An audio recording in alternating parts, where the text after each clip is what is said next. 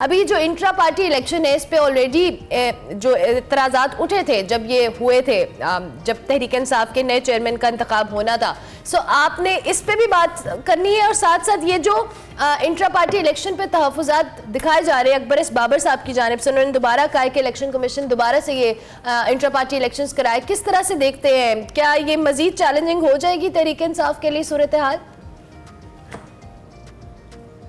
बहुत शुक्रिया and good morning. बात यह है कि तहरीक इंसाफ के लिए तो सूरत हाल पहले से ही खासी चैलेंजिंग है और बहुत पेचीदा है। अभी तो जो चीज नजर आ रही है पॉइंट ऑफ कंटेंशन वो तो है बल्ले का निशान, क्योंकि जिस दिन इलेक्शन कमीशन ऑफ पाकिस्तान ने ये फैसला दिया था कि 20 रोज के अंदर अंदर आप इलेक्शन करवाएं, तो उस दिन भी बल्ले के निशान का ही मसला था। फर्ज किया बल्ले का निशान नहीं मिलता और पीटीआई को कोई और निशान मिलता है तो किसी ना किसी को फिर बल्ले का निशान तो कोई लेगा उस दिन। वो इंडिपेंडेंट उम्मीदवार हो सकता है, वो कोई और हो सकता है, तो एक तो पीटीआई के लिए वो कंफ्यूजन पैदा होगी। दूसरी बात बड़ी इंपॉर्टेंट है कि अकबर एस बाबर तो 2011-12 से पार्टी के रुकन नहीं है। वैसे वो किस हैसियत में जाकर चैलेंज करते हैं, लेकिन इसके पैरेलल ये भी पहलू है कि फॉरेन फंडिंग वाला तो सारा केस उन्होंने लड़ा। अगर वो उस केस में पार्टी बन सकते हैं तो इस केस में क्यों नहीं पार्टी बन सकते। और तीसरी अहम चीज ये है कि जिस तरह का इलेक्शन हुआ आपको भी मालूम है, मुझे भी मालूम है, अब इसको आप नॉमिनेशन तो कह सकते हैं और राइट है, साबिक चेयरमैन पीटीआई का उनकी पार्टी है, वो किसी को भी कह सकते हैं कि पार्टी को लीड करें, लेकिन when you use the word election, जो पहले से वो होती हैं नॉमिनेशंस होती हैं, पहले से जो प्राइमरीज होती हैं, हम शायद उनको वहां से बोरो करते हैं उस चीज को।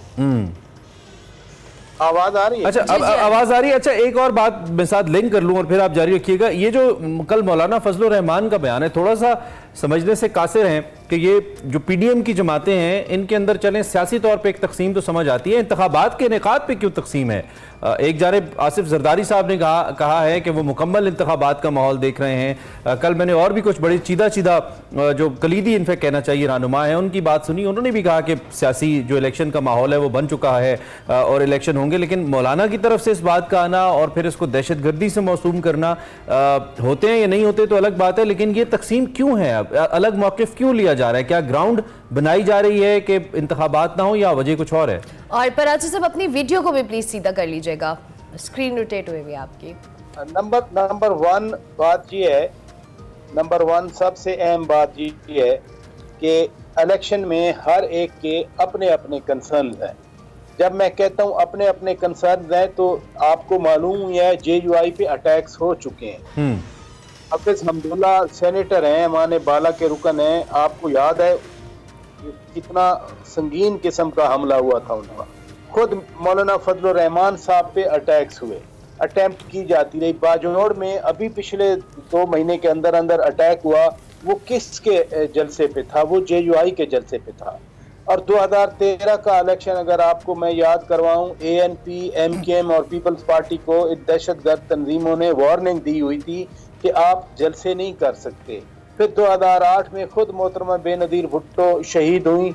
वो क्या बात थी? वो एक सियासी जलसा था और वो जनरल इलेक्शन से पहले था। इसलिए हर सियासी जमात का अपना अपना कंसर्न है। या मौलाना साहब कोई बात करें या पीपल्स पार्टी कोई बात करे या एमकेएम की बात या पीटीआई की बात करे, क्योंकि देखें बात सीधी सी है कि 245 million population means we are a big country.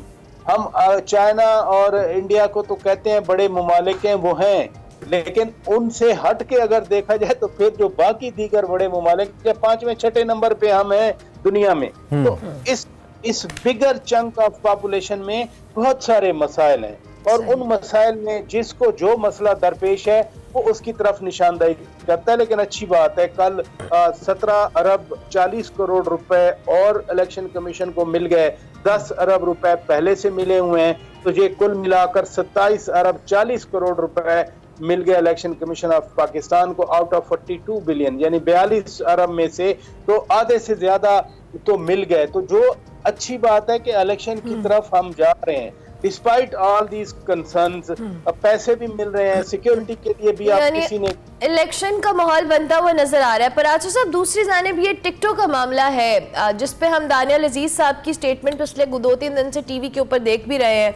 उन्होंने एहसन इकबाल साहब और मरियम औरंगजेब साहिबा को तनकीद का निशाना बनाया। दो कि उन्होंने किसी और टीवी चैनल को इंटरव्यू मैंने उनका सुना, उन्होंने कहा जी कि मैंने कभी किसी की टिकट के लिए सिफारिश नहीं की, लेकिन राना सलाउल्लाह साहब ने कहा कि उस पर उनको शोकाज नोटिस दिया गया है।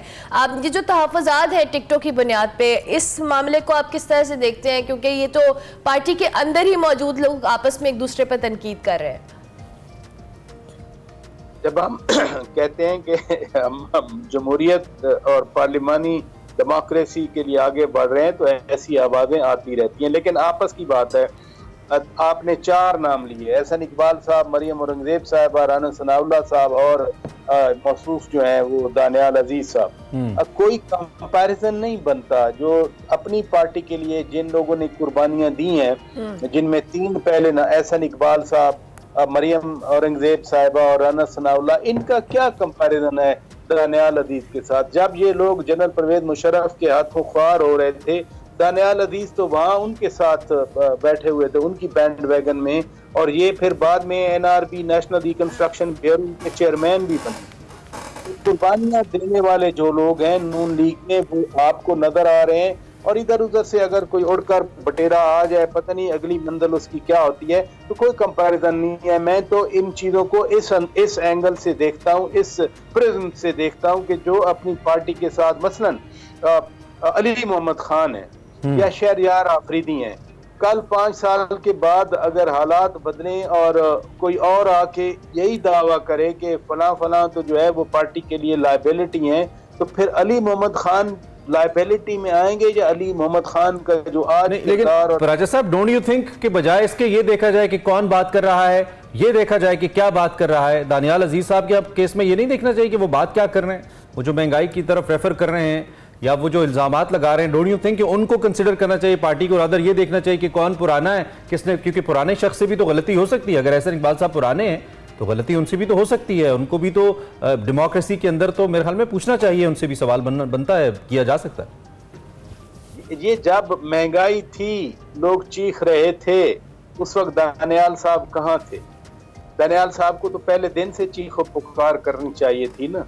देखिए ना, जब इस माहौल की मैं बात कर रहा हूँ, जिस माहौल में, जिस कॉन्टेक्स्ट में हम रहते हैं, बात कोई होती है और उसकी लॉजिक और रीजन कोई दे दी जाती है। मसलन बात तो वही है कि एक MPA को टिकट दिलवाना है। अब नून लीग का प्रॉब्लम ये है कि अगर ये बाहर वालों को टिकट दें तो 15 जुलाई 2002 वाला मामला हो जाएगा कि वो जो बाहर वाले आए वो बड़े इन्फ्लुएंशियल थे, वो PTI से डिफेक्ट करके आए, लेकिन वो सारे ही हार गए। और नून लीग अपने लोगों को टिकट दे तो फिर जिनको उस वक्त वो किया था वो नाराज होते हैं, वो फिर इस्तेकाम पार्टी में या किसी और पार्टी में चले जाएंगे।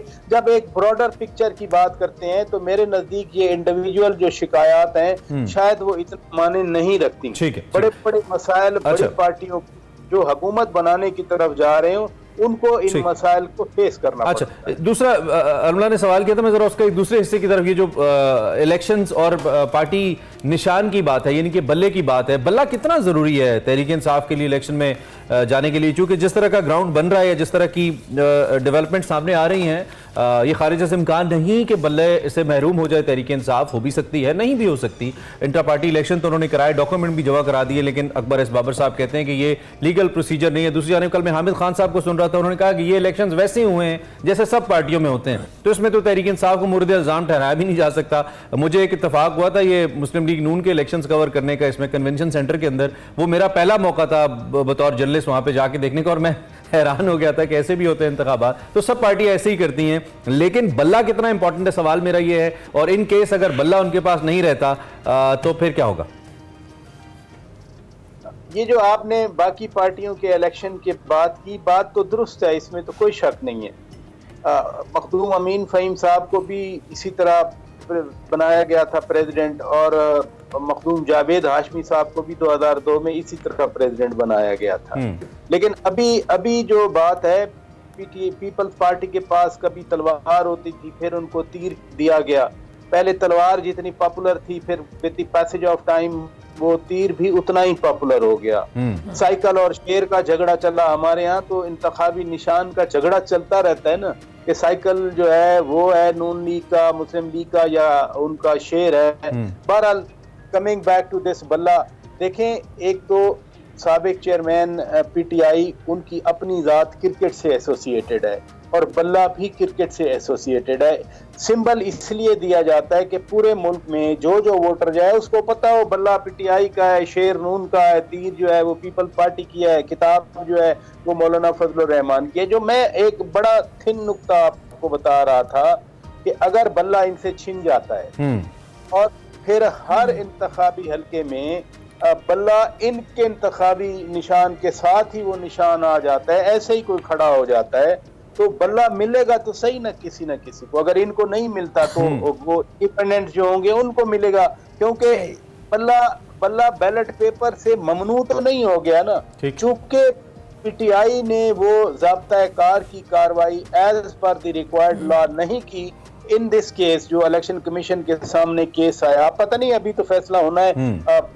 हम एक तो हाइपोथेटिकल बात कर रहे हैं, लेकिन बात तो बड़ी वैलिड है, सवाल आपका वैलिड है। अगर हर हल्के में उनके इंतखाबी निशान के साथ उनको छड़ी मिल जाती है या उनको छतरी मिल जाती है, नीचे साथ बल्ला आ जाता है, तो कितनी कंफ्यूजन होगी उस वोटर के लिए जो मियां वाली बैठा है या जान बैठा है। और लाइटर नोट, आपने कहा ना कि जिसकी जो वजह शोहरत है, मौलाना के पास किताब है, इनकी वजह, मैंने कहा साबिक चेयरमैन पीटीआई की वजह शोहरत तो बहुत कुछ है मौजूदा किताबों को देखते हुए, तो मेरे ख्याल में उस लिहाज से निशान कुछ भी हो सकता है। खैर, कटिंग द स्टोरी शॉर्ट, अब ये तो आपने अच्छा हमें बिल्कुल क्लियर किया कि अगर ये होता है, अकबर एस बाबर साहब किस हद तक आपको कामयाब होते नजर आते हैं? जो वो कंसिस्टेंट तो बड़े, उन्होंने पहले भी 11 साल ले लिए फॉरेन फंडिंग के अंदर, और लेकिन प्रूव किया अपना मौके और साबित किया कि फॉरेन फंडिंग हुई थी तहरीक इंसाफ को, तो अब आपको इस मामले में किस हद तक नजर आता है कि कामयाब हो पाएंगे?